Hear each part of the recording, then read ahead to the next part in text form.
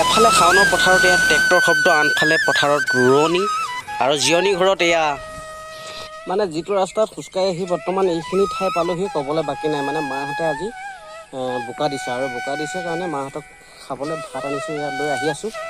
গতিকে আপোনালোকে আজি ভিডিঅ'টো চাই থাকক। তো গাইছ, এইটো ৰাস্তাই দিয়ে মাহঁতৰ ওচৰলৈ বুলি যাত্ৰা আৰম্ভ কৰিলোঁ আৰু পথাৰৰ মাজতে গোটেইবিলাক মাটিতে পানী হৈ আছে আৰু এইবিলাক মাটি এতিয়ালৈকে ৰোৱা নাই, ৰুলে কিন্তু এইবিলাক মাটিত যাবলৈ নিদিয়ে। আৰু পথাৰৰ খুব মাজত যে দেখিছে টঙি ঘৰটো, আৰু টঙি ঘৰটোতে মাহঁতে মানে জিৰাবহি আৰু তাতেই ভাত খাব। আৰু এইবাৰ দেউতাই যিহেতু অলপ সহজ কৰি দিছে। সহজ মানে কি আৰু, আগতে আমি কঠীয়া পাৰিছিলোঁ ঘৰৰ ওচৰৰ পৰা কঠীয়া তুলি মেলি নি মাহঁতক দিবলগীয়া হৈছিলে পথাৰত। কিন্তু এইবাৰ পথাৰৰ মাজতে এটা কঠীয়া মানে পাৰিব পৰাকৈ এডোখৰ ঠাই দেউতাই মানে যোগাৰ কৰি দিছে আৰু সেই ভেটিটোতে আমি এতিয়া কঠীয়া পাৰিছোঁ। আৰু তেতিয়া তাৰমানে সহজ হয়, তাৰ ওচৰৰ পৰাই মানে কঠীয়া পাৰি নি ঠাইতে ৰুব লাগে। আৰু এতিয়া যিহেতু আহি আছোঁ মই, দেখাম আপোনালোকক। মাহঁতে আজি তাত মানে প্ৰথম যিহেতু বোকা ৰুইছে, এটা বিশেষ মানে পূজা এভাগি পাতিছে মানে, গতিকে দেখাওক। আৰু এইখিনিয়ে হৈছে সেইখিনি ঠাই যিখিনিত মই কৈছিলোঁ যে পথাৰৰ মাজত আমাৰ কঠীয়া পৰাৰ এক বিশেষ ব্যৱস্থা কৰি দিছে বুলি দেউতাই। আৰু এতিয়া মানে ৰোৱনীবিলাকে আহি ইয়াতে পূজা এভাগি কৰিছে, লখিমীৰ নামত এভাগি মানে সৰুকৈ পূজা কৰিছে। ৰুইয়ে আছিলে ৰাতিপুৱা, কিন্তু তাৰ মাজতে আহি পিনে পূজা ভাগি কৰি লৈছে। মাহঁতো আছে ইয়াতে আৰু পূজা ভাগ কৰাৰ পাছত পুনৰ আকৌ ৰুবলৈ যাব।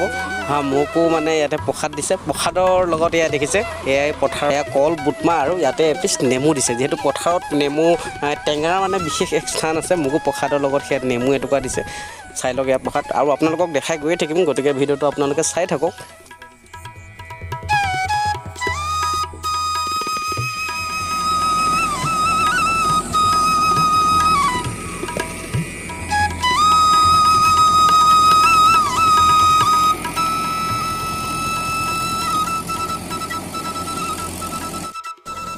আগতে পথাৰত আহিলে দেখা পাব গৰুৱে মানে নাঙলেৰে সৈতে বোকা দিয়ে।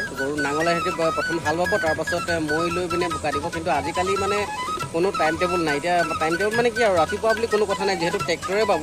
এতিয়াতো দেখিছে ট্ৰেক্টৰে বোকা দিবলগীয়া হৈছে। গতিকে মানে পুৰণা বস্তুবিলাক এতিয়া প্ৰায় হেৰাই গ'ল আৰু পথাৰত। যি কি নহওক, হেৰাই গ'লেও কিন্তু পথাৰৰ সৌন্দৰ্যতাৰ কথা কোনেও নোহোৱা কৰিব নোৱাৰে। পথাৰৰ সৌন্দৰ্যতা এনেই মনোমোহা। মাহঁতে আকৌ পুনৰ ৰোৱা আৰম্ভ কৰিছে আৰু এফালে মানে কঠীয়া, সেউজীয়া কঠীয়া, আৰু এফালে ট্ৰেক্টৰ শব্দই, আৰু এফালে আকাশ, মুকলি আকাশ, মানে মুকলি আকাশৰ সৌন্দৰ্যতা, এই গোটেই সেউজীয়া আৰু পানী, এই গোটেইবিলাকৰ সৌন্দৰ্যতাৰ মাজত পথাৰৰ পৰিৱেশটোৰ কথা তুলনা কৰিব নোৱাৰে। গতিকে ভিডিঅ'টো আজি আপোনালোকে কেনেকুৱা পালে জনাবলৈ নাপাহৰিব, আৰু বিশেষ দীঘল নকৰোঁ।